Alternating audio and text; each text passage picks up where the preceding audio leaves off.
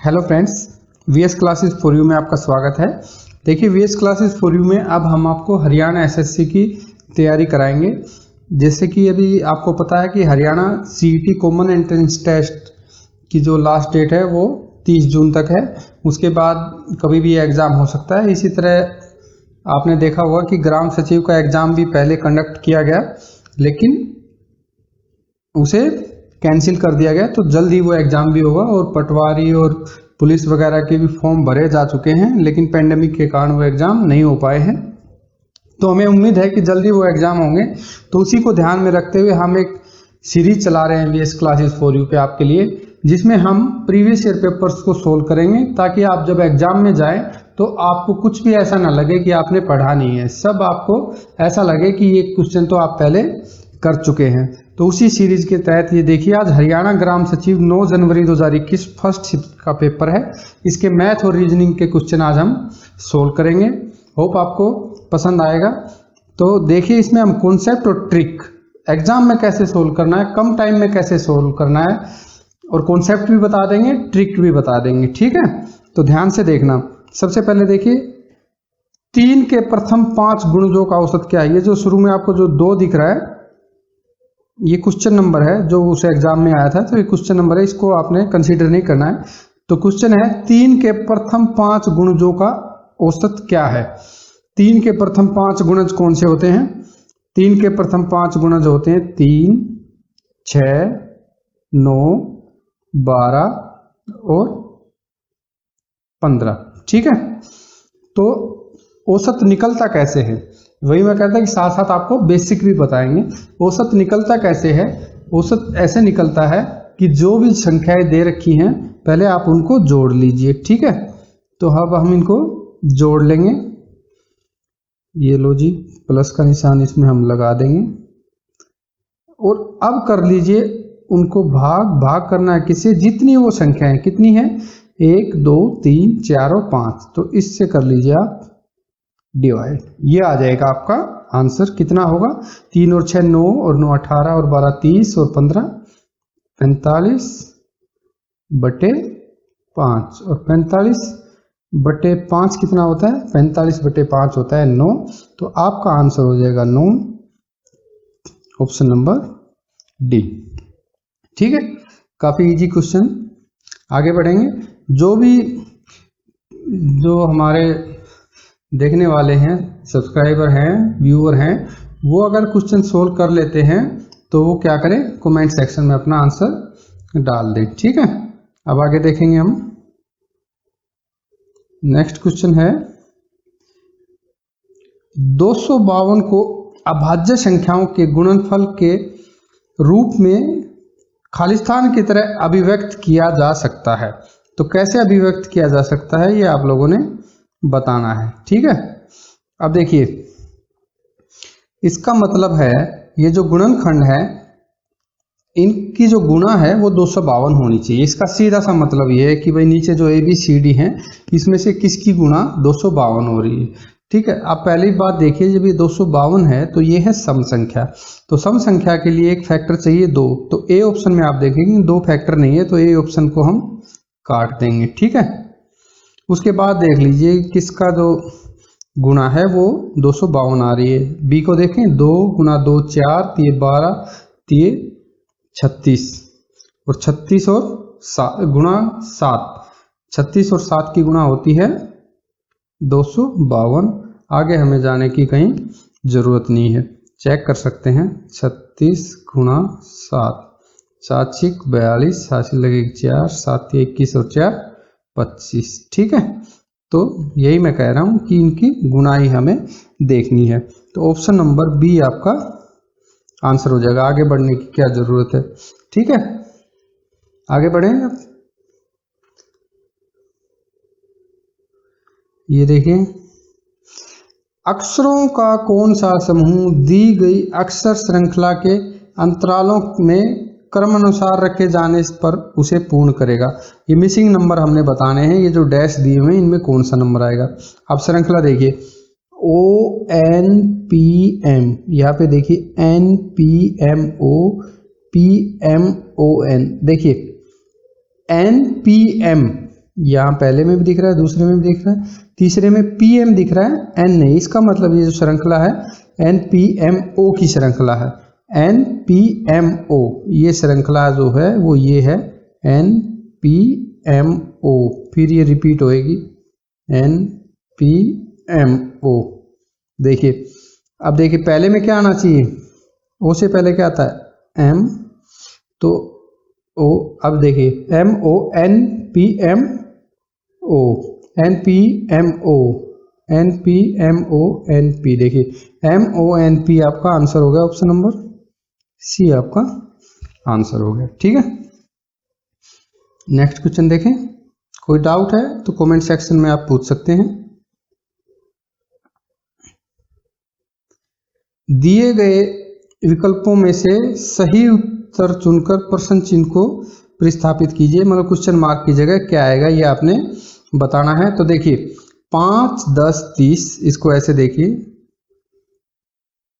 5 से 10 पे गया, 10 से 30 पे गया, क्वेश्चन मार्क 4 और 12, 6, 12, 36।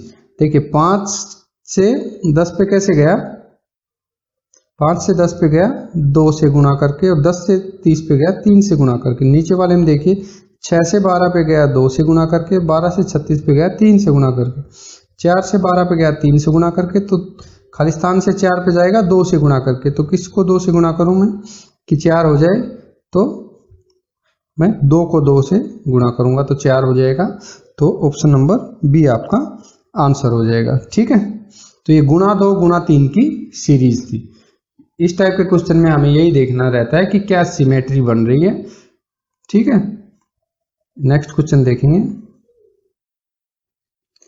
रीना की आयु सुनीता की दोगुनी है। 3 वर्ष पूर्व वह सुनीता से 3 गुना बड़ी थी। अब रीना की आयु क्या है।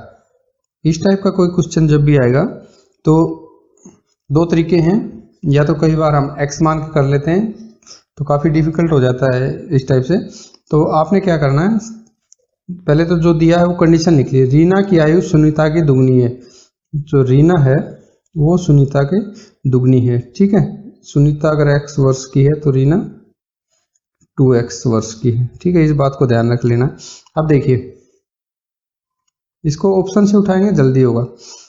तो 3 वर्ष पूर्व वह सुनीता से 3 गुना बड़ी थी। अब रीना क्या आयु होगी, तो ऑप्शन नंबर ए देखिए।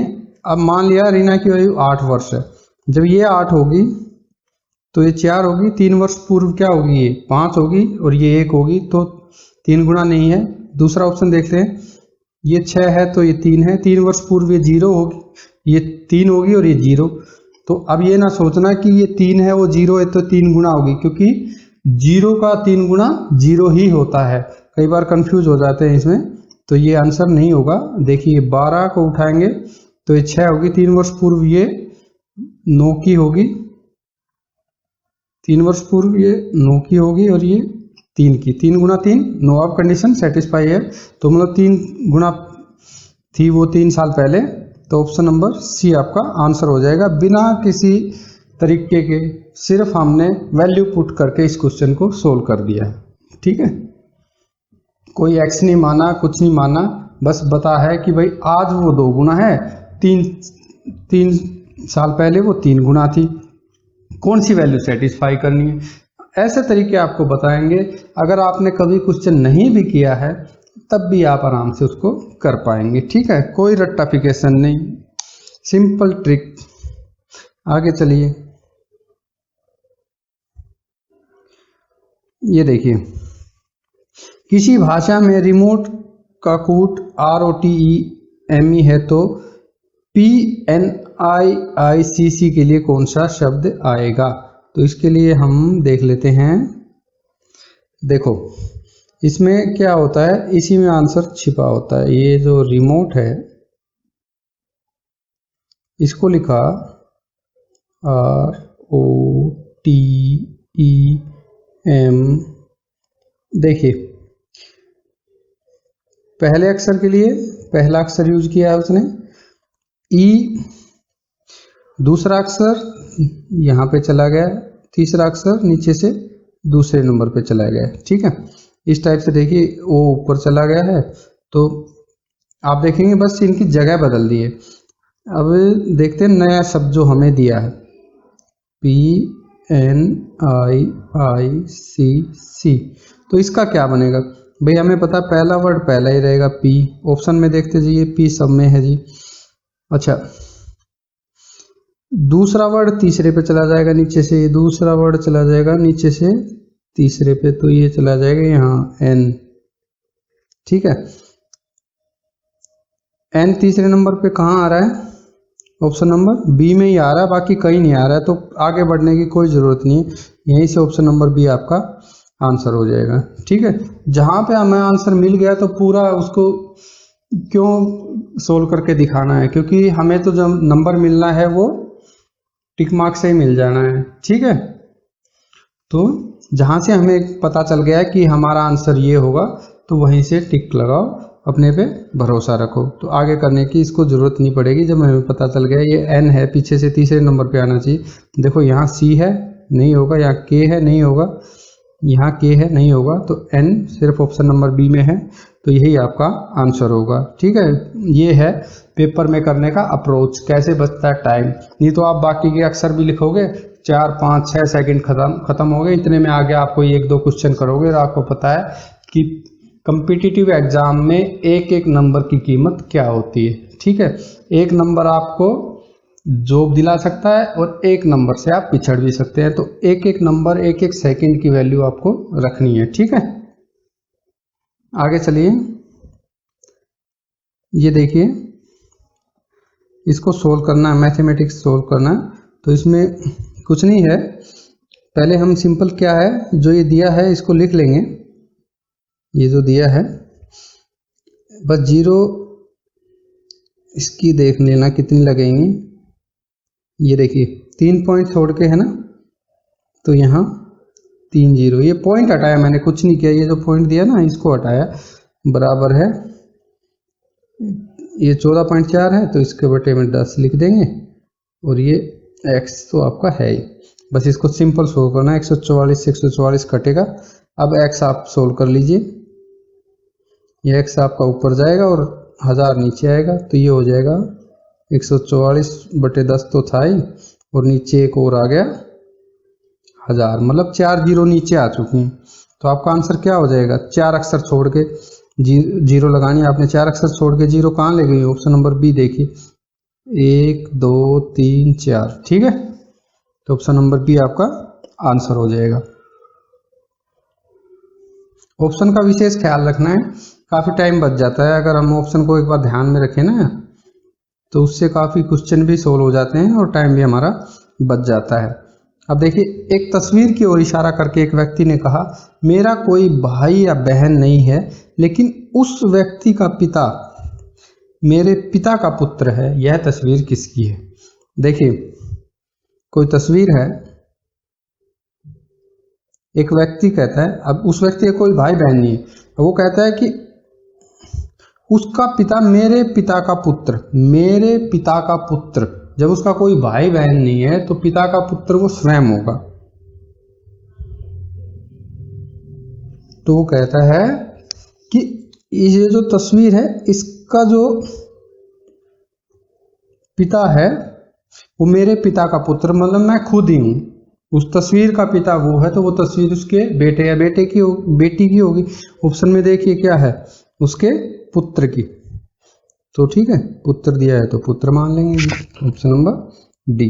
इसमें ये ध्यान रखना है, मेरे पिता का पुत्र, पिता का पुत्र खुद होता है, लेकिन उसका खुद भी हो सकता है, उसका भाई बहन भी हो सकता है, इसीलिए दिया है कोई भाई बहन उसका नहीं है, तो वो खुद ही है। तो नेक्स्ट देखेंगे,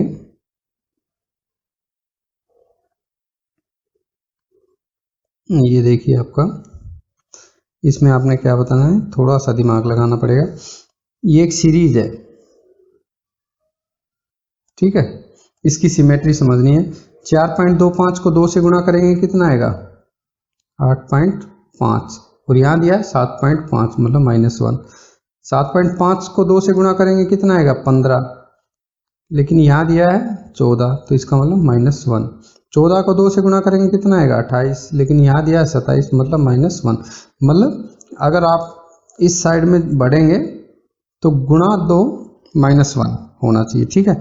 यही सीरीज नीचे चलनी है। अब ये पूछ रहा है कि सी के स्थान पे क्या आएगा, ये यहाँ पे बताना है आपको। अब तो इसके लिए हम क्या करेंगे, हमने देख लिया कि इधर से जो चलेगी, ठीक है, राइट से लेफ्ट की तरफ, तो गुणा 2 माइनस 1 जो 85 है। अब इसको आप ऐसे देखो, 86 माइनस 1 देखो, तो ये जो ए के स्थान पे क्या आएगा, 86 का आधा 43, ए के स्थान पे आ गया 43। अब 43 जो है उसको आप क्या देखो, 43 को आप देखो 44 माइनस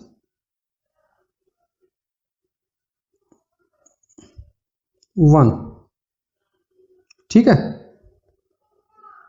43 को आप देखो 44 माइनस 1, तो यहाँ पे आ जाएगा आपका 44 का जो आधा है वो आ जाएगा 22, ठीक है। यहाँ पे आपका 22 आ गया बी के स्थान पर। लेकिन इसको 22 ना देख के आप देखो 23 माइनस 1, 23 का आधा क्या होता है 11.5, तो ये आपका सी के स्थान पे, ये देखिए, तो सी के स्थान पे आपका क्या हो जाएगा 23 का हाफ, तो 23 का जो हाफ होता है वो होता है 11.5, तो ये ऑप्शन नंबर डी आपका आंसर हो जाएगा, ठीक है।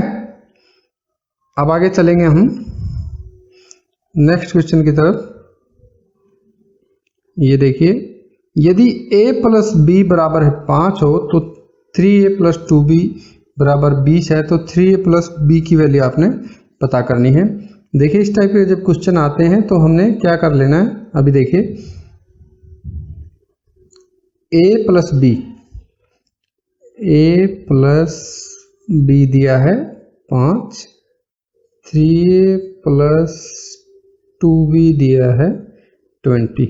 तो आपने क्या करना है, किसी भी a या b को आप एक वैल्यू बना लीजिए। जैसे यहाँ a है, यहाँ 3 है, तो मैं क्या करता हूँ इसको 3 बना लाऊँ। कैसे बनाऊंगा, पूरी इक्वेशन को 3 से गुणा करके, तो यहाँ भी 3 और 5 को भी 3 से गुणा करूँगा तो ये 15 आ जाएगा, ठीक है, 15 आ जाएगा।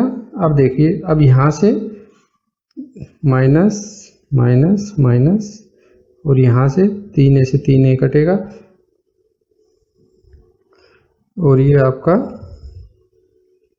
3b माइनस 2b कितना हो गया, 3b माइनस 2b आपका हो गया b, और 15 में से 20 गए तो -5, तो b की वैल्यू आ गई -5, तो b की -5 है तो a प्लस b की 5 है, तो a की वैल्यू यहाँ से आ जाएगी 10, ठीक है। कैसे आ जाएगी, a प्लस b बराबर है 5, a की हमें पता नहीं, b की है -5 बराबर है 5, ये 5 उधर जाएगा, प्लस का हो जाएगा, तो a की वैल्यू आ जाएगी 10। अब निकालिए 3a प्लस b की, तो 3a कितना होगा 30, और b कितना है -5, 30 माइनस 5 कितना होता है, 30 माइनस 5 होता है 25। ऑप्शन नंबर सी आपका आंसर हो जाएगा, ठीक है। तो इसमें क्या करते हैं कि कंपेयर करके देख लेते हैं इनको, फिर ये सोल्व हो जाता है इजीली। नेक्स्ट चलेंगे, ये इस टाइप का क्वेश्चन कई बार आता है एग्जाम में, बहुत ही इजी क्वेश्चन है ये। देखिए इसमें क्या होता है, बस आपने कुछ नहीं करना, जो भी अंडर रूट में वैल्यू है उसको अंडर रूट से बाहर निकाल देना है, सिंपल क्वेश्चन निकलेगा आपका। 625, तो 25 का स्क्वायर 625 होता है, तो स्क्वायर कर लो आप, उल्टा चलो, 25 का स्क्वायर 625 होता है, तो इसका मतलब 25 बार आएगा, 11 एज इट इज गुणा 14, तो अंडर 25, ऐसे अगर सिंपली बता दूं तो अंडर 25 को मैं क्या लिखता हूँ 5 गुणा 5, तो यहाँ से 5 बाहर आ जाएगा, ठीक है, 11 बटे अंडर 196 को मैं लिखता हूँ 14 गुणा 14, तो 14 बाहर आ जाएगा, ठीक है। तो ये कटेंगे, ये भी कटेंगे, और 5 से 25 पे 5 जाएगा, आंसर हो जाएगा 5। ऑप्शन नंबर बी आपका आंसर हो जाएगा, ठीक है। कोई डाउट तो नहीं, देखिए ये 5 एकम 5, 5 5 25, यही 5 आपका आंसर में बचा, ठीक है। आगे बढ़े, इसमें तो बस वैल्यू पुट करनी है आपने, कुछ नहीं, सिंपल कैलकुलेशन है। y की वैल्यू 5 रख दीजिए, जहाँ भी y दिखे वहीं 5 रख दीजिए। 10y मतलब 10 गुणा 5, y की क्यूब मतलब 5 की क्यूब, 5 की क्यूब 5 गुणा 5 गुणा 5। क्यूब का मतलब होता है उसे 3 बार गुणा करना, तो 5 की क्यूब 5 गुणा 5 गुणा 5 हो गया आपका 125। और y स्क्वायर, स्क्वायर का मतलब होता है 2 बार गुणा करना, तो 5 का स्क्वायर 25। ठीक है, ये बस सिंपल है। ये 50 और 125 माइनस 25 100। अब बाहर निकालना है तो 10 गुणा 10 लिख सकते हैं 100 को, तो 10 बाहर आ जाएगा और 10 गुणा 50, ये 50 और 100 बाहर आके 10 ही बचेगा। 50 गुणा 10 होता है 500। ऑप्शन नंबर सी आपका आंसर हो जाएगा। ठीक है, कोई भी डाउट है क्यूब में, रूट में, स्क्वायर में, तो कमेंट सेक्शन में बता दीजिए, उसके लिए अलग से वीडियो हम बना देंगे। ठीक है, ये देखिए, रुपये 34 का 15% क्या है? प्रतिशत की हमने क्लास भी कराई है, 4-5 क्लासेस हमने अपलोड की हुई हैं, नहीं देखी हैं तो देख लीजिए। ये बहुत ही आसान क्वेश्चन लगेगा। 34 का 15%, देखिए 34 का मतलब गुणा, 15% का मतलब, ये बिल्कुल इजी भाषा में हमने समझाया हुआ है। 5 गुणा 3 15, 5 से 20 पे चला जाएगा। ठीक है, अब क्या कर लें, ये 2 से काटो 17, 2 से 10, बस 10 को यहीं रखो। 17 थी 51 बटे 10 क्या होता है 5.1। 5.1 कहाँ है? ऑप्शन नंबर सी आपका 5.1 है। ठीक है, आगे चलेंगे। ये देखिए अगला क्वेश्चन, मैं 3 किलोमीटर दक्षिण में गया, फिर दाएं मुड़ा और 5 किलोमीटर चला, फिर दाएं मुड़ा और 7 किलोमीटर चला, अंत में किस दिशा में चला? तो इसके लिए आप दिशा देख लीजिए। दिशा मैं बता देता हूं आपको, ये नॉर्थ है, उत्तर है, ये साउथ है, दक्षिण है, ये ईस्ट है, पूर्व है, और ये वेस्ट है, मतलब आपकी पश्चिम है। अब वो देखिए 3 किलोमीटर दक्षिण में गया, ठीक है, फिर दाएं मुड़ेगा, 5 किलोमीटर जाएगा, फिर दाएं मुड़ेगा और 7 किलोमीटर जाएगा। अब उसने किलोमीटर से कोई मतलब नहीं है, क्योंकि क्वेश्चन ही देखिए अंत में किस दिशा में चला, बस ये बताना है। अब वो ऊपर की तरफ जा रहा है, और ये ऊपर की तरफ कौन सी दिशा है? नॉर्थ। नॉर्थ मतलब उत्तर, तो अब वो उत्तर दिशा में चल रहा है। ऑप्शन नंबर ए आपका आंसर हो जाएगा। ठीक है, तो फ्रेंड्स ये हमने ग्राम सचिव हरियाणा के जो 9 जनवरी 2021 का फर्स्ट शिफ्ट का पेपर किया। इसी तरह से हम और भी पेपर करेंगे। अभी हम मैथ रीजनिंग के कर रहे हैं, हरियाणा जी के या बाकी कंप्यूटर सबको हम आपको कराएंगे, अच्छे से कराएंगे, ताकि आपकी सीईटी, ग्राम सचिव और हरियाणा पुलिस, पटवारी, इस टाइप की सारी प्रिपरेशन अच्छे से हो जाए। इसके लिए हम पूरा साइंटिफिकली कोर्स डिज़ाइन कर रहे हैं। तो आप जुड़े रहिए वीएस क्लासेस फॉर यू के साथ। कमेंट सेक्शन में अगर आपका कोई सजेशन है तो वो ज़रूर डालिए, क्योंकि आपका सजेशन हमारे लिए बहुत ही ज़रूरी है, हमारे लिए मोटिवेशन का काम भी करेगा। अगर आपने हमारे चैनल को सब्सक्राइब नहीं किया है तो please subscribe VS classes for you. जुड़े रहिए वीएस क्लासेस फॉर यू के साथ। Thank you.